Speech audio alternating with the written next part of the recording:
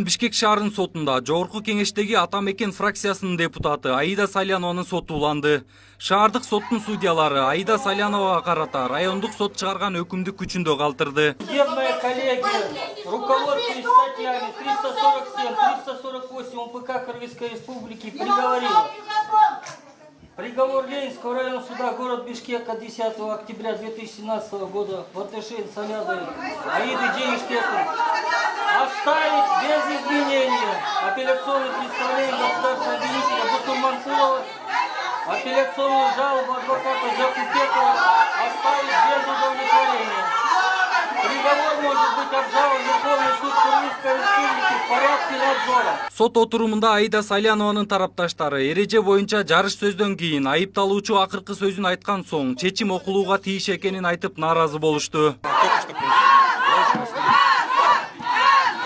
Айыпталып жаткан Аида Салянова Бишкек шаардык соту иш менен толук таанышпай жана алар көрсөткөн доомат далилдерди эске албай өкүмдү чыгарып койгонун айтты. Шаардык соттун чечимине нааразы болгон депутат айым жогорку сотко арыз менен кайрылаарын билдирди. Ошондой эле өзүнө козголгон кылмыш ишин атайын жасалып жаткан саясий буйрук деп эсептерин кошумчалады. Бул цирк вообще 3 айдан ашык убакыт кимге керек болгонун билбейм. Адвокаттардын канча мээнети, канча алар чын эле жан дилинен иштеди.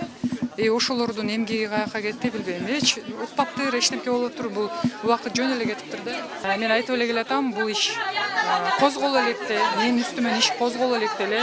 Атамбаев пресс-конференцияларында мына Елисеевде ушундай мыйзам бузуучулуктар бар экен деп айткан.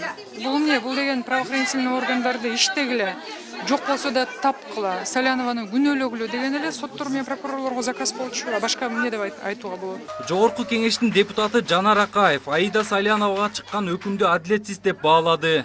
Анткени башкы прокурор болуп турган учурунда коррупция менен күрөшүп келген адамды жазага тартуу жат көрүнүштейт. Ошону менен катар мындай басым коркутуулардын арты жакшылык менен бүтпөй тургандыгын кошумчалады. Парламентте болгону бир 10 чакты депутат калды эле. Сүйлөп анча-мынча бийликке сын айтып турган эми мына ошолорду дагы ушинтип жок кылабыз да. Мен абдан түшүнбөйм да, мисалы ошол эле Аида Салянованы жалпы кыргыз коомуна үлгү кылып көрсөтө турган киши. Коррупция менен күрөшкөн, башкы прокурор болуп турганда мыкты иштеген. Эми коррупционерлердин баарын камаган адамды, ушул коррупционерлердин баарын бошотуп туруп, кайра өзүн ушинтип жазага тартып атканы азыр эми уурулар, коррупционерлер Аида Салянованын үстүнөн күлүп атат да эми.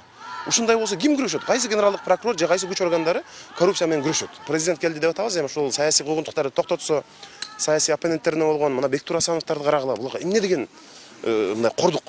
Ошондой болуп атат. Ошон үчүн мындай бир баракты лицензия берип коюпсуң деп камап атканы, монтип жазага тартып атканы өтө мындай туура эмес, адилетсиздик деп айтам да мен. Салянова юстиция министри болуп турганда мурдагы президенттин уулу Максим Бакиевдин өнөктөшү Алексей Елисеевдин адвокаттык лицензиясын узарткан деп айыпталып, 2017 жылдын 10 октябрында Ленин райондук соту тарабынан күчөтүлгөн тартипте 5 жылга эркинен ажыратылган. Сот өкүмү анын 3 жаштагы наристеси 14 жашка толгондо күчүнө кирет. Буга макул болбогон депутат доо арыз менен Бишкек шаардык сотуна арыз менен кайрылган.